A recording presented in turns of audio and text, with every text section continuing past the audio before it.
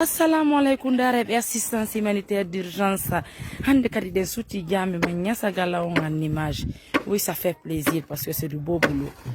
Alhamdulillah rabbil alamin musib en julbe no suto do ni en image peinture men on fokiti yawgol on souti que déjà no suto do ni ko bawo jami wonni de l'autre côté c'est la véranda mais alhamdulillah rabbil alamin ça fait plaisir de voir ça ce petit matin. Musib en julbe alhamdulillah hare partenaire men fonu na albarka no suto do ni golle den no yarde no haniri heno do chef peinture ben ça fait plaisir vraiment be wi ka meden mamum be seni ka meden nyasa galagade be ari gollangol en golle men den parce que don andi ko mura ndu duwa de hittinde fimudu musibe en julbe no suto do alhamdulillah rabbil alamin jamaaji ni fo no weltana mo be ka wontiri alhamdulillah rabbil alamin hibe salmina hibe yetta hibe inna albarka mo be no weltana ka wontiri do on jarama albarka on va voir par là aussi. Waouh, ça fait vraiment plaisir. On va ici que c'est la première couche. Ok. Et donc on va faire un gâteau de gagner de mon tour. Alhamdulillah. Waouh. Dieu merci. On va voir ça ensemble à l'intérieur. On berke jam. Donc et jam. Yep tout dit Allah. Waouh, ça fait vraiment plaisir. Ça c'est l'image de la mosquée de Nyasagala. Alhamdulillah rabbil alamin. Ça fait plaisir.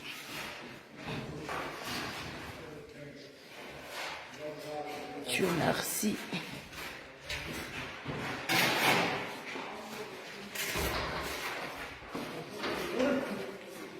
Ah oui. Comme vous le voyez encore à l'intérieur ici encore, ça se passe comme ça. Peinture on va dire musique angle, ben nous en image. Voilà. En yuri ka yasen nati der gaade gollude do kadi kander jami gaade to non peinture on wadede voilà do ko première couche on ni suto do ni en do deuxième couche voilà alhamdulillah rabbil alamin partenaire ben fonu nal barka mo be ka wontiri wallati do ngati den fon do fi o jami me nyasa gala gaunti kino nal barka mo fi en jube Bali voir en même temps que der ga kadi woncitama pour gagner encore en temps côté la bingol jami on tout ça voilà donc la première couche on va kaya sida comme vous le voyez déjà alhamdulillah no ka firandani tout ça Dieu merci vraiment et golle no labede to alhamdulillah rabbil alamin Allah yattama Albarka jamaji din fo mo be ka wontiri ton. Merci à nos millions de partenaires, merci à tout le boulot continue toujours alhamdulillah rabbil alamin comme vous le voyez déjà be gagné peinture bon regardez et déjà nos photos de noni alhamdulillah rabbil alamin Dieu merci yetude Allah alhamdulillah ouais. Toujours le boulot continue par là aussi comme vous le voyez déjà. Alhamdulillah rabbil alamin. Wallahi golle la bade wadi mouradu moƴƴuru. Vous allez par là derrière encore voir. Déjà il y a intérieur. Voilà, oui déjà sur le mundo. Je vais m'éloigner un peu, vous allez voir. Alhamdulillah rabbil alamin jamaji din fo no weltana mo be no yetta mo be no salmina ka wontiri do. Golle la bade wadi partenaire benona albarka.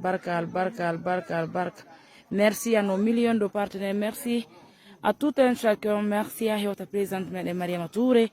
Golle la bade wadi mouradu moƴƴuru. Voyez, ça c'est la mosquée de Nyasagala musibe julbe. Barka partenaire ben fo mo beka wontiri don albarka. Merci à tout un chacun. Hari ko ruji atture ko andi ngolon ko fiondi ko ngameden Nyasagala masalmina mo yetta ça continue toujours musibe anjulbe no sutordon ni o yikarbe wattude kadi fi sibas malele jon et déjà le mélange peinture no wonder no musibe anjulbe on va aller voir encore de l'autre côté les golle de no yaade no haniri non hare den inni jamaji din fo albarka mo be no salmina ka wontirdo musibe anjulbe on va aller voir de l'autre côté Allah wadde deuxième couche on lerga no sutorɗo ni alhamdulillah sutorɗon ɗo ni o yi jami on ɗo kadi ɓe waɗi kertelen ɗo kadi voilà yettude Allah alhamdulillahi rabbil alamina musidɓe an julɓe he golle labaɗe waɗi ɗo fiw alhamdulillahi machallah par là aussi ça avance très bien sutorɗen ni o yi golle ɗen no yaade mourade moƴƴi de l'autre côté nous avons vu le chef qui travaille de l'autre côté o yitelen ɗo kadi ça avance très bien alhamdulillahi rabbil alamina partenaire ɓe fof no weltana mo ɓe no inna albarka ka wontiri ɗon ha yewta présidente meɗen mariama touré mo ɓe hino jarna alhamdulillahi rabbil alamina golle ɗen ko jami meɗen woɗɗike musidɓe an julɓe voyez déjà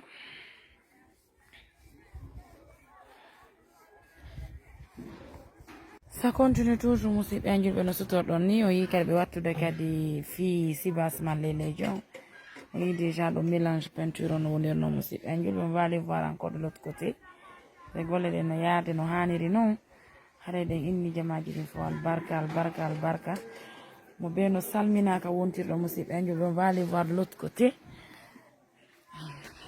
voilà wadde deuxième couche on nder ga no sutorɗon ni alhamdulillahi sutorɗon ɗo ni o yi jami on ɗo kadi ɓe waɗi kertelen ɗo kadi voilà yettude Allah alhamdulillahi rabbil alamina musidɓe an julɓe he golle labaɗe waɗi ɗo fiw alhamdulillahi machallah par là aussi ça avance très bien sutorɗen ni o yi golle ɗen no yaade mourade moƴƴi de l'autre côté nous avons vu le chef qui travaille de l'autre côté o yitelen ɗo kadi ça avance très bien alhamdulillahi rabbil alamina partenaire ɓe fof no weltana mo ɓe no inna albarka ka wontiri ɗon ha yewta présidente meɗen mariama touré mo ɓe hino jarna alhamdulillahi rabbil alamina golle ɗen ko jami meɗen woɗɗike musidɓe an julɓe voyez déjà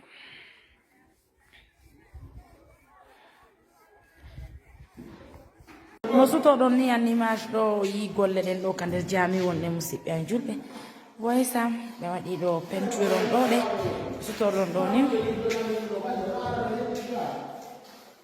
mel pentiri e ɗon e jam nala toon golle ɗen no feƴƴude e jam e sona golle labaɗe waɗine awa on jarama albarka nani ko wi ɗo amamum seni ñasagala gaɗe maali ari gollal ngollen ɗum ɗo yo Allah hokku e mbaraji ɗin fof nani on jarama golle labaɗe hino wadde sincèrement on jarama albarka albarka buyi voyez ça c'est l'intérieur de la mosquée alhamdulillahi rabbil alamina jamaji ɗin fof hino weltana no winna albarka merci à nos millions de partenaires ha hewta présidente meɗen mariama touré joɗiɗo ka meɗen mamo musidɓe an juɓe no sutorɗon ɗo ni voyez ça alhamdulillahi ça c'est l'intérieur de la mosquée de ñasagala yen ɓawo kadi wawen darude ko honɗum waɗi kadi ɓawo toon kadi no wona peinturede noon ɓawo kadi vous allez voir ça yi ɓawo gimmal ngal no sutorɗon ɗo ni musidɓe an julɓe vous voyez ça ce sont les escaliers par là aussi gaynama waɗeɗe ɗo kadi telenga peinture no sutorɗon ni on va aller voir aussi par là golle labaɗe no wadde ɗon musidɓe an julɓe no sutorɗen ɗo ni voilà oui waɗa ka entré no sutorɗon ni no jami men ñasagalam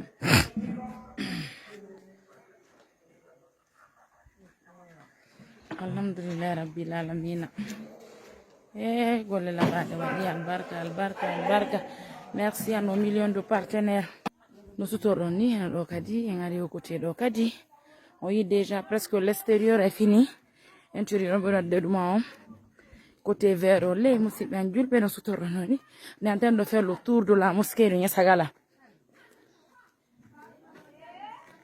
alhamdulillahi rabbil alamina jamaji ɗin fof hino yetta no inna albarka voilà eno côté véranda on no sutorɗon ɗo ni Dieu merci